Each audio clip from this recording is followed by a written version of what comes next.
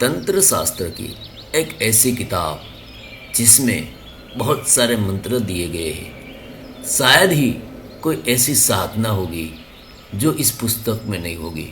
इस पुस्तक का नाम है मंत्र महोदधि, जिसमें सभी तरह की साधना का उल्लेख है, सभी तरह की साधना का सचोट मंत्र है और सभी तरह की साधना की विधिवत लिखाई मिलती है। उतना ही नहीं, पर साधना कब प्रारंभ करनी है, किस तरह से पूजा करनी है, उसमें क्या क्या सावधानियां रखनी है, सब आपको मंत्र महोदधि के नाम के पुस्तक में मिलता है। इसके अलावा कितनी प्रकार की बलि चढ़ती है, क्यों बलि लगती है और इस बलि से आपको क्या फ़ायदा मिलता है, वो भी इस पुस्तक में आपको मिलता है। हर देवी का मंत्र, देवी के साथ उसका और दूसरा मंत्र, एक वैदिक मंत्र, दूसरा बीज मंत्र, और बीज मंत्र में भी कई तरह के और बीज मंत्र आपको मिलते हैं। यानी कि अगर आपको यह लगता है कि यह मंत्र का अनुष्ठान आपसे नहीं होगा तो आप उसके बाद का मंत्र ले सकते हैं। मंत्र के कितने जप करने हैं वो भी उसमें लिखा है, जिसकी वजह से आपको संपूर्ण विधि मंत्रो महादधि पुस्तक में मिलती है।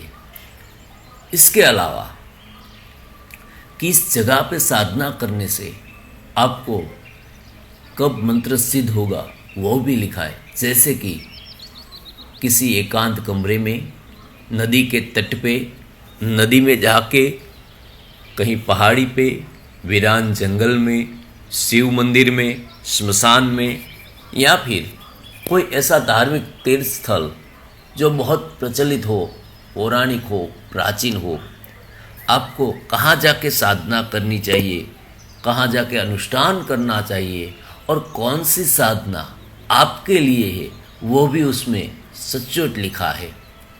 अगर आप यह बात तय नहीं कर पा रहे हैं कि आपको कौन सी साधना करनी है, कब साधना का प्रारंभ करना है, कैसे करना है, तो एक बार आपको मंत्रो महोदधि नाम की पुस्तक को पढ़ना चाहिए।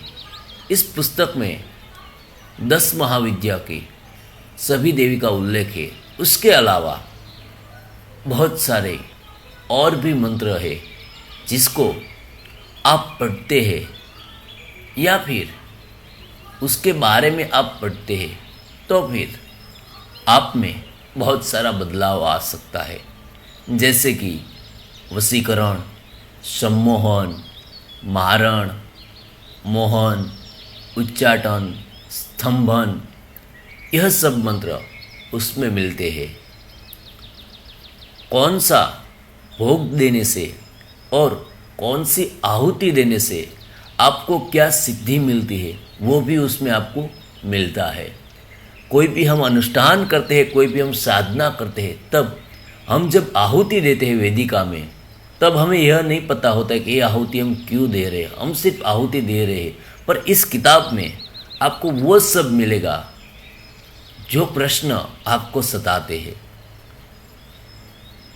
मिर्ची की आहुति क्यों देनी है, मध की आहुति क्यों देनी है, दही की आहुति क्यों देनी है, बलि क्यों देनी है, किस पशु की बलि आप देते हैं, कौन से पशु की बलि आप देते हैं तो आपको कौन सा फल मिलता है, और बलि देने का कारण भी वहाँ पे लिखा है। यहाँ तक कि अगर आप यह अनुष्ठान विधिवत करते हैं बिना किसी भूल के या बिना किसी क्षति के, तो फिर आपने जिस देव का आह्वान किया है वो प्रत्यक्ष आपके सामने प्रकट होता है, वो उसमें दावा करते हैं।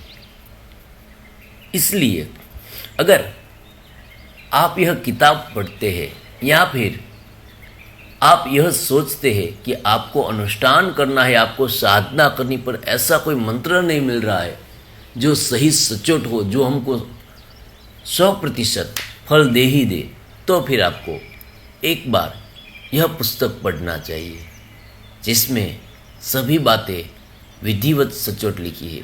पर यह पुस्तक संस्कृत में उल्लेख है और हिंदी में, इसलिए उसमें हिंदी थोड़ी कम आती है, संस्कृत ज़्यादातर है। यानी कि 80% संस्कृत है, 20% हिंदी है।